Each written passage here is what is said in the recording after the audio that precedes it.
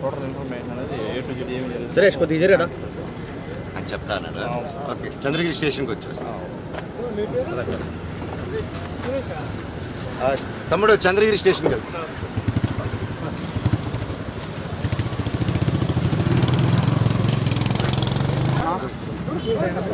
అన్నా తమ్ముడు పక్క రాట ఏరా నా కన్నయ్యనా అయ్యో వెనక్కి వస్తే మనం ఉండేదే నలుగురు కూడా ఇంత గోల చేస్తారు. సార్ మనో సార్ ఇటు తిరిగింది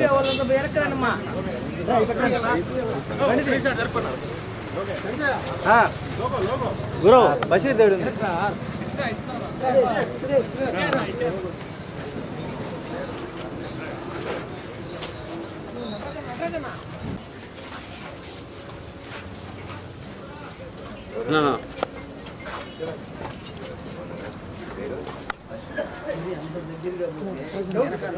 అందరూ మాట్లాడుకోలేకపోతారని తెలుస్తుంది, భయంలో బతుకుతున్నారని తెలుస్తుంది. మీరు ధైర్యం చేసి వచ్చే వరకు నేను పోరాడుతూనే ఉంటాను. మీరందరూ నాకు ఒక పేజీ పెడితేనే నేను వెళ్ళాను. ఈరోజు నా మీద ఎంత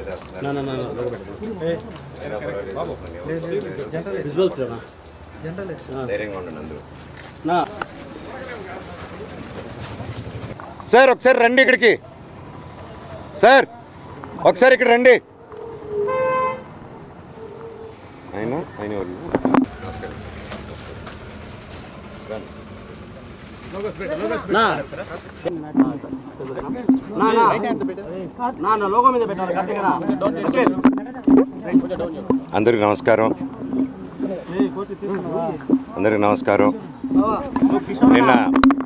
నిన్న నేను రాయచోటికి వెళ్ళడం జరిగింది. రాయచోటికి వెళ్ళి అక్కడ ఒక ఈవెంటు, ఒకరు సినిమా తీసి ఎంతో కష్టపడి సినిమా తీస్తే మన రాయలసీమ ప్రాంతం నుంచి అక్కడ నన్ను మాట్లాడతా. నిన్న వాళ్ళు ఫంక్షన్కి, మూవీ ఫంక్షన్కి నన్ను పిలిస్తే నేను తప్పకుండా వస్తానని చెప్పి రాయచోటికి వెళ్ళడం జరిగింది. వెళ్ళి ఆ రోజంతా నేనంతా అక్కడ టైం స్పెండ్ చేసి ఈవినింగ్ ఫంక్షన్ చూసుకొని అక్కడ ఆ ఫంక్షన్లో కూడా నేను మాట్లాడడం జరిగింది. తొక్కుదామని చూస్తున్నారని. ఎందుకురా వీడు ఆడియో ఫంక్షన్కి వచ్చి, ఇది ఒక ట్రైలర్ టీజర్ లాంచ్కి వచ్చి, ఒక మంచి మూవీ ఫంక్షన్కి వచ్చి ఎందుకు ఇది అన్నాడు. ఎందుకన్నానంటే అన్న, నేను అక్కడికి వెళ్ళి ఫంక్షన్కి స్టేజ్ ఎక్కక ముందు నేను ఈ ప్రాంతంలో ఉన్నానని చెప్పి, ఇక్కడ ఎవరైతే మనకు సపోర్ట్గా ఉన్నారో, ఎవరైతే కొంచెం గొంతు విప్పి కొంచెం ముందుకొచ్చి నాకు లెటర్లు పంపించి ఇక్కడ జరిగే అన్యాయాలు చెప్తున్నారో వాళ్ళ మీద దాడులు మొదలుపెట్టారు ఎప్పటి నుంచో. ఆ దాడులు బయటికి చెప్పుకోలేరన్న ఇక్కడ. ఎందుకంటే ఎన్నో కోట్లు పెట్టి వాళ్ళ పొలాలు కొనుక్కొని, కొంతమంది ఇక్కడే వాళ్ళ పొలాల మీద బిల్డింగ్లు కట్టుకొని, ఎన్నో కోట్లు ఖర్చు పెట్టి లోన్లు తీసుకొని బిల్డింగ్లు కట్టుకొని వచ్చే డబ్బు మీద, వచ్చే ఫీజుల మీద, వచ్చే హాస్టల్ రెంట్ల మీద బ్రతుకుతున్నారు. అలాగే వాళ్ళకు వచ్చేది అన్న దాంట్లో నుంచి హేమాద్రి నాయుడు వీళ్ళందరూ కలిసి కొట్టి బెదిరించి ప్రతి ఒక్కరి దగ్గర డబ్బు వసూలు చేస్తున్నారు. పర్ స్టూడెంట్కి ఇంత అని చెప్పి ఈ కంప్లైంట్స్ నాకు వచ్చింది.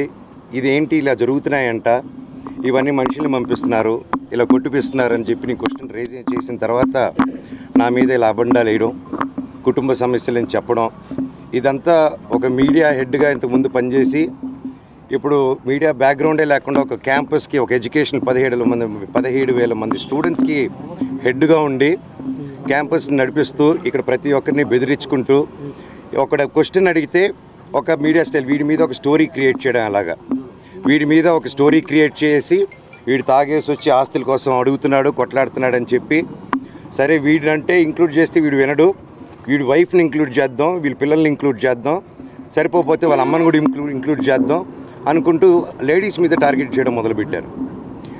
ఇక్కడ వాళ్ళందరికీ ఏమైపోయింది, అయ్యో హైదరాబాద్లో మనోజ్ని ఎంత ఇబ్బంది పెడుతున్నారు, మనోడిని అతన్నే అంత ఇబ్బంది పెడుతుంటే మనల్ని అసలు లెక్క చేస్తారా ఇక్కడ అనేసి ఒక స్ట్రాటజీలో వెళ్తున్నారు వీళ్ళు. అన్న నా సైడ్ నిజం ఉంది, వాళ్ళ సైడు నిజం లేదు, వాళ్ళని ఒక్క ప్రూఫ్ ఇమ్మనండి, నా దగ్గర అన్ని ప్రూఫ్లు ఉన్నాయి. సో ఇది ఆన్గోయింగ్ ఇష్యూ. ఇది మళ్ళీ చెప్తున్నాను, ఇది ఆస్తి గొడవలు కాదు, ఇది ఆత్మగౌరవంకి పోరాడే ఒక సమస్య. ఇది ప్రతి ఒక్క ఆత్మగౌరవం, ఇక్కడికి వచ్చే ప్రతి ఒక్క పల్లెటూరు మనిషిది, ప్రతి ఒక్క ఊరు మనిషిది, ప్రతి ఒక్క స్టూడెంట్ది, ప్రతి ఒక్కరి ఆత్మగౌరవం. తెలంగాణ గవర్నమెంట్లో నేను వెళ్ళి వెంటనే కంప్లైంట్ చేయగానే డీజీ గారికి, మా కమిషనర్ సుధీర్ బాబు గారికి, అలాగే మా పాడి షరీఫ్ సిఐ, ప్రతి ఒక్కరికి సిఐ గారికి, ప్రతి ఒక్కరికి మేము గురువారెడ్డి గారికి, ప్రతి ఒక్కరికి మేము అక్కడ విన్నపం చేసి ఆ బౌన్సర్ది మీరంతా టీవీలో చూశారు అక్కడ. కాబట్టి బయటకు వచ్చేసింది, అప్పుడు ప్రెస్లో వచ్చింది కాబట్టి అందరూ ధైర్యం చేసి చెప్పారు కాబట్టి కోర్టు నుంచి ఆర్డర్స్ వచ్చి బౌన్సర్స్ ఉండకూడదని చెప్పి కమిషనర్ గారు కూడా స్ట్రిక్ట్ ఆర్డర్స్ ఇచ్చి అక్కడ కంట్రోల్ చేయగలిగారు. నేను లాస్ట్ టైం ఇక్కడికి వచ్చినప్పుడు, గొడవలకు వచ్చినప్పుడు నేను క్లియర్గా నేను చెప్పాను, సిఐ గారికి, డిఎస్పీ గారికి క్లియర్గా చెప్పాను, సార్ ఇలా ఉందంటే వాళ్ళు ఇమీడియట్గా యాక్షన్ తీసుకొని కంట్రోల్ చేశారు అప్పుడు ఇష్యూని. దానికి నిజంగా thank you very much sir, ఇమీడియట్గా రెస్పాండ్ అయినందుకు. ఈరోజు నిన్న జరిగిన ఇష్యూలో టక్కని ఒక 10 మంది, నేను కరెక్ట్గా స్టేజ్ ఎక్కక ముందు కాల్స్ వచ్చింది నాకు, అన్న కూడా పక్కనే ఉన్నారు, టక్కని కాల్స్ వచ్చింది, ఇలాగ మన అనిల్ని ఎఫ్ఐలో అందరూ బౌన్సర్స్ అన్నందులో ఒక 16 మంది కర్రలు, కటార్లు, రాడ్లతో వచ్చి ధ్వంసం చేశారు. ఎందుకంటే కొద్ది రోజుల క్రితం ఈయన మన క్యాంపస్లో ఉన్నప్పుడు వినయ్ గారు పలువురు చాలామందితో అదే హెడ్స్తో కూర్చొని అందరూ హాస్టల్స్ కూర్చొని చెప్తూ ఉంటే నిలబడి, సార్ ఇక్కడ టెర్రరిస్టులు లేరు, పిల్లలే, ఇంత బౌన్సర్స్ ఎందుకు సార్, వాళ్ళు కొంతమంది బౌన్సర్స్ రాత్రి అయితే తాగేస్తున్నారు, ఇక్కడ గొడవలు చేస్తున్నారు, దయచేసి వాళ్ళతో ఇవి అవుతుంది, ప్రొఫెషనల్ సెక్యూరిటీ గార్డ్స్ని పెట్టండి సార్, ప్రొఫెషనల్ ఆర్మీ వాళ్ళని పెట్టండి సార్, ఆల్రెడీ ఆర్మీ వాళ్ళు కొంతమంది ఉన్నారు, ఇంకా పూర్తిగా వాళ్ళని పెట్టి డిసిప్లైన్గా ఏ అలవాట్లు లేని వాళ్ళని సెలెక్ట్ చేసి పెట్టాలి ఇంతమంది స్టూడెంట్స్ ఉన్నప్పుడు. నేను ఫస్ట్ నుంచి ఒకటే చెప్తున్నా, మా ఏరియాలో ప్రతి ఒక్కరిని భయాంతులతో గురి చేస్తున్నారు. సో మళ్ళీ చెప్తున్నాను, ఇక్కడ వీళ్ళని ప్రతి ఒక్కరిని ఇప్పుడు ఈరోజు కొట్టు మూసుకొని పారిపోయాడు, మీరు నోటీస్ చేస్తే నేను గొడవ అయిన వెంటనే సీసీటీవీలు లాక్కొని వెళ్ళడం, హైదరాబాద్లో కూడా నా ఇంట్లో నుంచి సీసీటీవీలు లాక్కొని వెళ్ళడం, ఎక్కడే గొడవ జరిగినా సీసీటీవీలు లాక్కొని వెళ్ళడం. సో ఇది ఆనవాయితీ అయిపోయింది. So as it is same repeat అవుతుంది ప్యాటర్న్. దయచేసి నేను రిక్వెస్ట్ చేస్తున్నాను, ఎమ్మెల్యే గారిని కూడా నేను ట్రై చేశాను, సార్ నానిగారు మీకు నమస్కారం, ఇక్కడున్న ప్రతి ఒక్కరూ మీకు సపోర్ట్ చేసి ఓట్లు వేశారు సార్, అండ్ మీకు తెలుసు ప్రతి ఒక్కరు నిలబడి సపోర్ట్ చేశారు, ఇక్కడ ప్రజలందరికీ మీ సపోర్ట్ కావాలి sir, we're doing a good governance. ఇక్కడ కూడా ఈ సమస్యలు మీ దృష్టికి తీసుకొస్తున్నాను, తీసుకొచ్చి ఇక్కడ మన వాళ్ళకి ప్రతి ఒక్కరికి సేఫ్టీ కలిగండి సార్, అంతే. ప్రతి ఒక్కరికి మీరు ధైర్యం ఇవ్వండి, నేను అడిగేదాన్ని ఏమి ఇవ్వకండి, వాళ్ళకి ధైర్యం ఇవ్వండి. ఇలా పోలీస్ సిబ్బంది ఉంది, మీరున్నారు, గుడ్ గవర్నెన్స్ ఉందని నిన్ను నమ్ముతున్నాను, అది కూడా ఇక్కడ ప్రజలు నమ్మేలాగా చేద్దాం మనం. గత 5 yearsగా, గత కొద్ది సంవత్సరాలుగానే వీళ్ళని 3-4 yearsగా అసలు ఎలా ఉందంటే 3 years బ్యాక్ ఇలా లేదండి. ఎప్పుడు నాన్నగారు ఇది చూసుకునేంత కాలం ఇది ఇలా లేదండి. ఆయన 10 మందికి హెల్ప్ చేయాలని స్టార్ట్ చేసిన క్యాంపస్ 3 years నుంచి ఏమైందో తెలియదు, ఎందుకు ఇలా ఎవరు మేనేజ్మెంట్కి వెళ్ళిందో ప్రతి ఒక్కరికి తెలుసు మీకు. సో దయచేసి please look in to it, ఈ బౌన్సర్స్ని అంతా ఎండ్ చేయండి. ఇది వీళ్ళకి కూడా దెబ్బలు తగిలింది, ఇప్పుడు ఆయన ప్రాణభయాలతో ఆఫ్ చేసుకొని ఆయన ఎక్కడికో వెళ్ళిపోయాడు, ఆయనకు కూడా ఫోన్స్ వచ్చి బెదిరింపులు జరిగాయి. ఆయన కూడా ఇది కొట్టిన తర్వాత, ఇదంతా అయిన తర్వాత క్యాంపస్లోకి తీసుకెళ్ళి వాళ్ళందరూ బెదిరించారంట. ఇక్కడ కొంతమంది కూడా దెబ్బలు తగిలింది, పిల్లలు కూడా భోంచేస్తున్న పిల్లలు వీళ్ళన్నీ జరిగేటప్పుడు పిల్లల ముందు ఇవన్నీ చేస్తే ఏరియాలో ఇంకెంత భయపడతారండి. ఇది కేవలం ఇంటిమిడేషను, ఇది అంతం చేయాలి. దయచేసి మీ అందరూ రిక్వెస్ట్ చేస్తున్నాను. అలాగే విష్ణు గారు, వినయ్ గారు కూడా ఈ విషయాన్ని సీరియస్గా తీసుకొని దయచేసి ప్రేమను పంచండి, ప్రేమతోనే డీల్ చేద్దాం. మనమంతా ఒకటి, మనంతా ఒక కుటుంబం. Please, thank you sir. అంటే మీరు మాత్రం ప్రేమను పంచాలంటారు, కానీ ఇక్కడ ఉన్నటువంటి బౌన్సర్లు మాత్రం వచ్చినటువంటి మీడియా వాళ్ళ మీద దాడి చేస్తారు, షాపుల మీద దాడి చేస్తున్నారు. ఇంకా చెప్పాలంటే యూనివర్సిటీలో మాకున్నటువంటి సమాచారం కొద్దిమంది స్టూడెంట్స్ని బెదిరిస్తున్నారని గతంలో కూడా కంప్లైంట్స్ వచ్చాయి, అమ్మాయిల్ని బెదిరిస్తున్నారని వచ్చాయి. మీకు వీడియోస్ కూడా వచ్చాయి కదండి, మీకు ప్రెస్కి వచ్చాయి మీకు వీడియోస్ అని. బౌన్సర్లని ఇక్కడ కొనసాగించాల్సినటువంటి అవసరం ఎవరి వల్ల ఉంది? హేమాద్రి నాయుడు అనేసి మెయిన్ అండి. ఆయన ఇక్కడ వినయ్ మహేష్ గారు ఆధ్వర్యాన్ని వచ్చిన తర్వాతే మళ్ళీ హేమాద్రి నాయుడు మా బంధువు కూడా అవుతాడు. ఆయన లీడర్షిప్లో ఆయన ఇక్కడ అందరిని కొట్టుకుంటూ, ఆయన తిరుపతిలో కూడా హాస్టల్స్ కట్టుకొని ఉన్నాడు ఆయన హ్యాపీగా. అండ్ ప్రతిదీ తెలుసు వాళ్ళు చేసేది. అండ్ ఇక్కడ ఆయన ఆధ్వర్యంలో, వీళ్ళిద్దరు ఆధ్వర్యంలో అందరూ వస్తున్నారు, కర్రలతో కొడుతున్నారు. పోలీస్ కర్రలు ఉంటాయి వాళ్ళ దగ్గర, రోడ్డుల్లోనే ఇక్కడ తిరుగుతారు, అంత దాంకోరు, బయటే ఉంటారు అందరూ. మీరు చూస్తే మీరు ఎక్కడికి వచ్చారు, కాన్సార్కి వచ్చారా, ఎక్కడికి వచ్చారని ఉంటుంటుంది మీకు.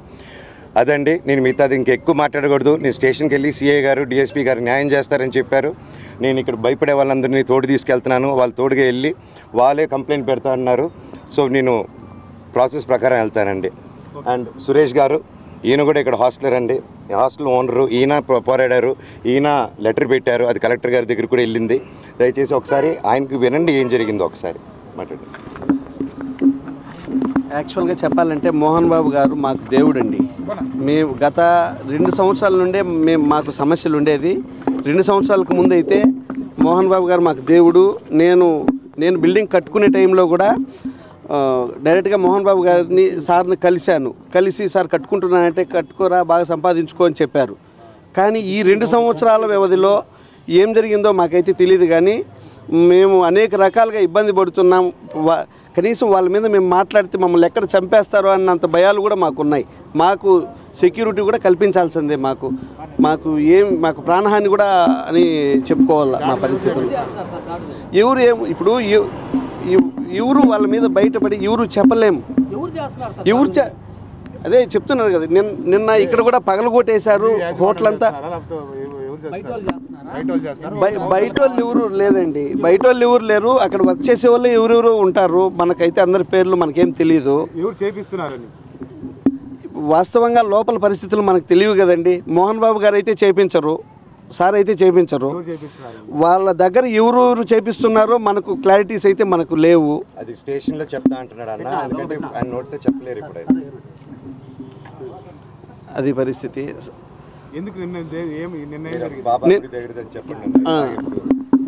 యాక్చువల్గా మనకు 2 సంవత్సరాల నుంటే మేము ఈ విధంగా ఇబ్బంది పడతాండి. 2 సంవత్సరాలకు ముందు అయితే లేదు. మా కోసం అవును ఒక్కొక్క స్టూడెంట్కి 10,000 15,000 అలా పే చేయమని చెప్పారు ప్రతి సంవత్సరము ఒక్కొక్క స్టూడెంట్కి. అవును ఎవరు మనమే తీసుకెళ్ళి ఇవ్వాలి, మనమే తీసుకెళ్ళి ఇవ్వాలి. హేమాద్రి నాయుడు మేజర్గా మాకు లేదు తీసుకెళ్ళలేదు. మనోజ్ బాబు గారు కూడా ఫైట్ చేస్తున్నారు కదా. అయితే కూడా మాకు ఎక్కడ న్యాయం జరిగిపోయింది? న్యాయం అయితే ఎక్కడ జరిగింది చెప్పండి?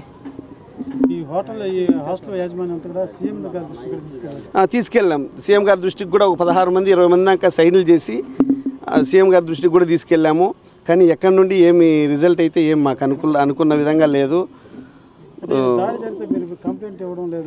కంప్లైంట్ కాదు సార్, ఇప్పుడు దాడి జరిగిన పర్సన్స్ వాళ్ళు ఎస్కేప్. ఎందుకంటే ఎవరు చెప్పుకోలేరు. ఈరోజు మేము కూడా మా ప్రాణాల మీద ఆశలు వదులుకొని మేము కూడా మీడియా ముందుకు వచ్చాం.